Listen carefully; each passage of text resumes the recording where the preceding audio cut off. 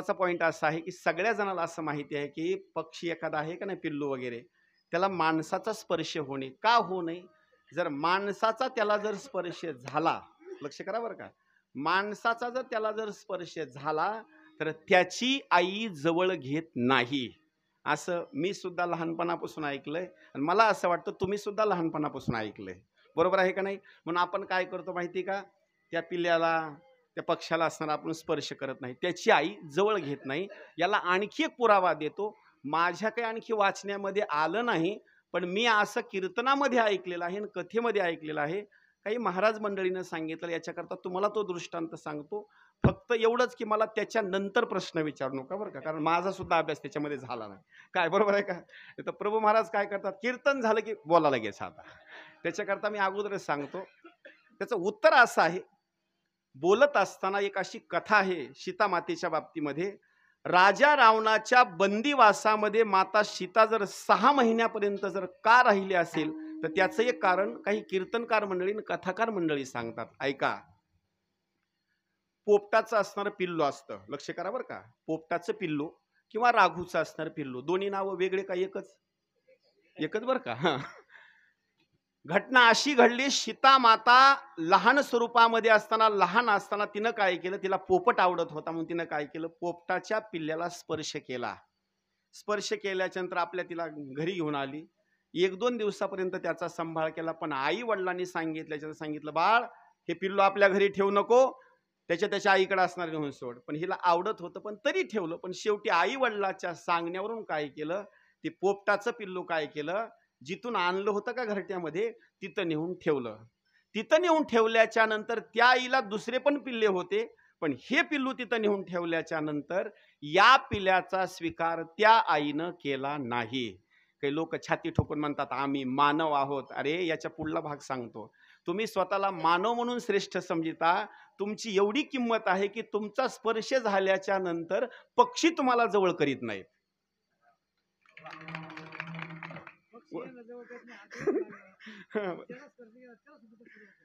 लक्षात गोष्ट आली का?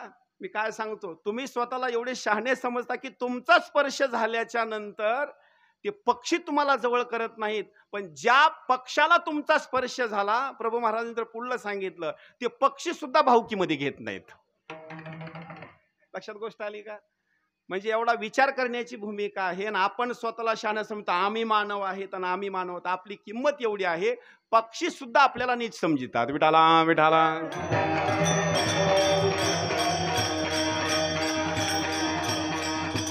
ते पोपटाचं पिल्लू, राघूचं पिल्लू जास्तीत जास्त फक्त आईनं त्याचा स्वीकार न केल्यामुळं, आपल्या भाऊकीनं, बांधवांनी, घरच्या लोकांनी स्वीकार न केल्यामुळं अशी घटना सांगतात. 6 मिनिटापर्यंत ते पिल्लू जिवंत राहिलं. आपला विषय अभंगातला चालू आहे बरं का. आईनं त्याचा त्याग केला. त्या पोपटाच्या पिल्ल्यामध्ये एवढी शक्ती होती, पण शक्ती असून सुद्धा आईनं त्याग केल्यामुळं ते पिल्लू मात्र वाचलं नाही. आपुलिया बळे न वाचे ते, आपुलिया बळे.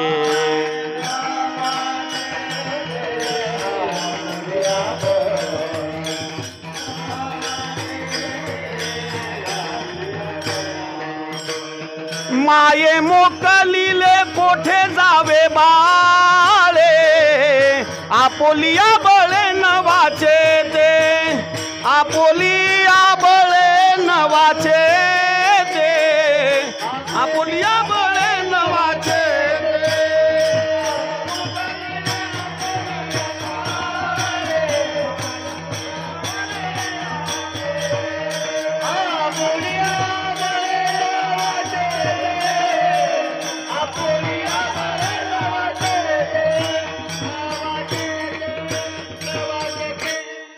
सहा मिनिटापर्यंत फक्त ते पिल्लू जिवंत राहिलं. सगळ्या लोकांनी त्याग केल्यामुळं त्या पिल्ल्याला मरावं लागलं. म्हणजे कुणाला? पोपटाच्या पिल्ल्याला बरं का. त्याचं पाप. वा बोला ना, बोला. वा हा, टाळ्या वाजवा बरं का, टाळ्या वाजवा. हे कसं म्हणजे अभ्यासू लागतं बरं का, नाही तर कुठंच आई माझी काही बी नाही बरं का जमत. असं त्याला ओकेच प्रमाण लागतं. आता याच्या पुढलं प्रमाण ऐका, ऐका बरं का, लक्ष देऊन. आता माता कापी गळा, बोला पुढं. तेथे कोण राखी बाळा, तेथे कोण राखी बाळा.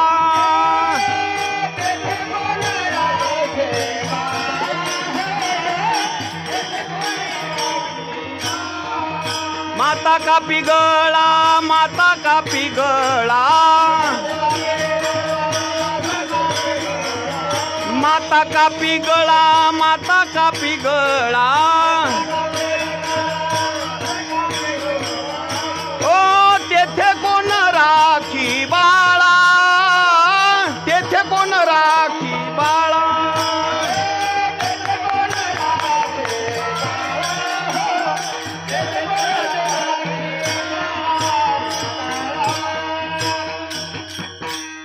माता कापी गळा आणि तेथे कोण राखी बाळा. याच्या पुढे आणखी एक प्रमाण बर का. परिमळ म्हणून चोळू नये. आमच्या दोघांची अनेक दिवसापासून भांडण आहेत बरं का गुरु महाराज आमची, या प्रमाणाकरता. जसा मी इथं गावात आलो का नाही, जसा आलो तोच प्रश्न चालू आहे. परिमळ म्हणून चोळू नये फूल, पुढं खाऊ नये मूल आवडते. लक्ष करा बर का. आता इतकं दृष्टांत असा आहे, आईच्या बाबतीमध्ये वर्णन असं केलेलं आहे, 6 मिनिटापर्यंत ते पोपटाचं लेकरू जिवंत राहिलं म्हणजे ते पक्षी. 6 मिनिटाच्या नंतर मरण पावलं. यम दरबारामधले असणारे श्रवणदेव नावाचे 12 देव आहेत, यांनी काय केलं, सगळं पाप लिहायचं नेमकं कुणावर. आता ते सगळं पाप लिहिलं सीतेच्या माथ्यावर. घटना अशी घडली, 6 मिनिटाला व्याज लागून व्याज लागून व्याज लागून लग्नच लागल्याच्या नंतर पुन्हा काही दिवसाचा कालावधी झाल्याच्या नंतर या सीतामातेला दर व्याज करून चक्रव्याड व्याज लागून लागून 6 मिनिटाचं व्याज असं झालं, 6 महिन्यापर्यंत राजा रावणाच्या बंदिवासामध्ये राहावं लागलं. फक्त प्रश्न एवढाच आहे, हे कोणत्या ग्रंथामधली कथा आहे एवढा प्रश्न मला विचारू नका. विठाला विठाला.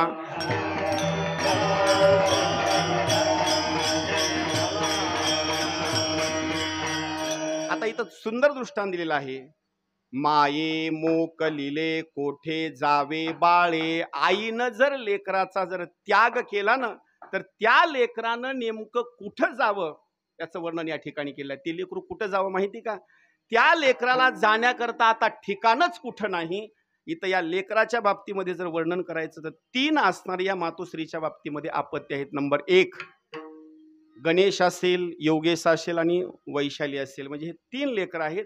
आईनं जर त्याग केला तर या लेकरांनी नेमकं जायचं कुठं. लक्ष करा बरं का.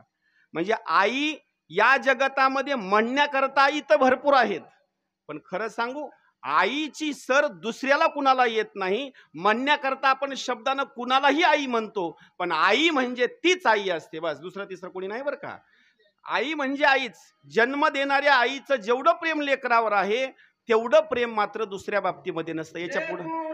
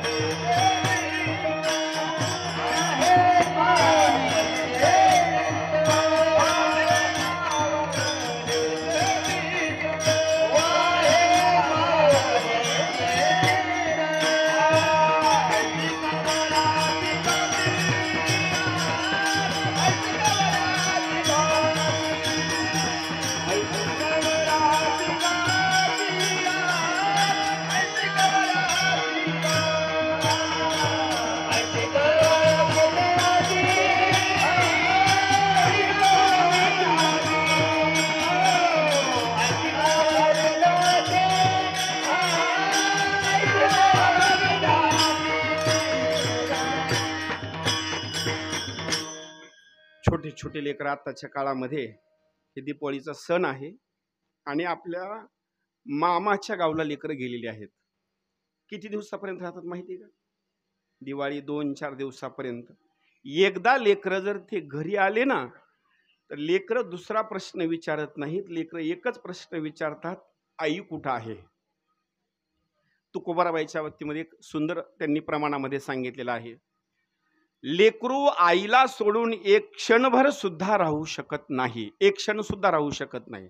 त्याला एक प्रमाण सांगतो. माये विन बाळ क्षणभरी न राहे. आईला सोडून लेकरू एक क्षणभर सुद्धा राहू शकत नाही. याला दृष्टांत द्यायचं म्हटलं, कळते लेकरं सोडून द्या. अरे ज्या लेकराला काही सुद्धा कळत नाही, चिमुकलं लेकरू 3 महिन्याचं 4 महिन्याचं लेकरू असू द्या, ज्यानं आपली आई बघितली का नाही, असंख्य महिला त्याच्या पुढे उभा करा, पण तेवढ्या लेकरामध्ये सुद्धा ती लेकरू काय करतं माहिती काय? सगळ्या मातोश्रीच्या बाबतीमध्ये, महिलेच्या बाबतीमध्ये ओरिजिनल आई कोणती आहे 3 महिन्याचं लेकरू ओळखतं, कुणाकडे सुद्धा जात नाही, आपल्याच आईकडे जातं. पण ती जर आई नाही दिसली, लहान 3 महिन्याचं लेकरू सुद्धा कावरं बावरं बघतं बरं का. याच्या पुढे सांगू, आईचं प्रेम असतं तरी किती. माणसाच्या आईच्या बाबतीमधलं प्रेम सोडून द्या. गाईनं जरी वासराला जन्म दिला, आपण तर आपल्या लेकराला जन्म दिल्याच्या नंतर आंघोळ घालतो, पण आंघोळ घातल्याच्या नंतर साबण लावून सुद्धा लेकराला जेवढा आपण स्वच्छ करत नाही, तेवढी गाय नुसती आपल्या जिभेनं चाटून लेकराला स्वच्छ करते. किती कौतुकाची गोष्ट आहे. म्हणजे गाय सुद्धा वा बस टाळ्या वाजवा बरं का, एकदा टाळ्या वाजवा. हे व कसं आहे, काहीतरी पाठ केलेलं नाही बरं का. असा याला एकच प्रश्न सांगतो, सांगा. दुसरे नाते गोते तर भरपूर आहेत, पण लेकराचं ना आईचं नातं जर सांगायचं म्हटलं, कोणता सोयरा जवळचा आहे या दोघांमध्ये, कोणता सोयऱ्याचं नातं लावो? इथं सोयराच बसत नाही बरं का. किती नातं जवळचं आहे, हे नातं मात्र या ठिकाणी बसू शकत नाही. आई म्हणजे आई बस. आणि त्या आईच्या बाबतीमध्ये एक वर्णन केलेलं आहे. आई लेकराला नेमकं काय काय खाऊ घालते याच्या बाबतीमध्ये वर्णन सांगतो. लेकराला काय आवडतं ही आई कधी सुद्धा खाऊ घालत नाही. आईला जे आवडतं ती आई लेकराला खाऊ घालते. 6 महिन्याच्या लेकराला काहीच माहिती नसतं काय खावं लागतं. ते 6 महिन्याचं लेकरू रांगण्याकरता जर सुरू झालं तर चालणारा मुंगळा सुद्धा मारतन खाऊन टाकतं, पण ते लेकराला कळत नाही. आईला मात्र माहिती असतं. काय करते आई? आपुले आवडी लेववी खाववी आणि पाहोनिया जीवी सुख वाटे. किती जरी चांगले चांगले बाजारातून पदार्थ आणले, वडीलही खात नाहीत आणि आईही खात नाहीत, लेकरा करता आणलेले असतात, ते लेकरालाच खाऊ घालतात. विठाला विठाला.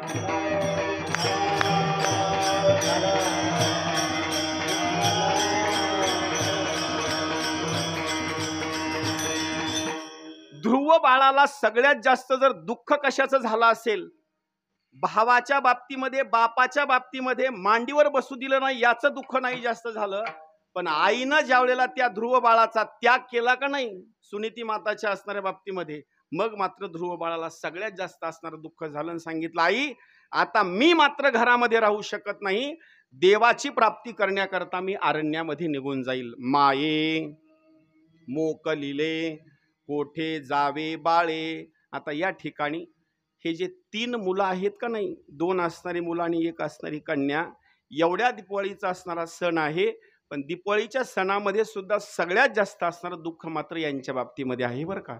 इतकी सोपी असणारी ही गोष्ट नाही. माये मोकलिले कोठे जावे बाळे. आता हे जीवन जगायचं म्हणजे कसं आहे माहिती का? फक्त शरीर आहे म्हणून आहे. कारण खरी एक गोष्ट अशी आहे, आई म्हणजे आई. आपण केलेला पराक्रमाचं कौतुक जर करणारी कोण असेल तर नंबर 1 ला असणारी ती आई आहे. विठाला विठाला.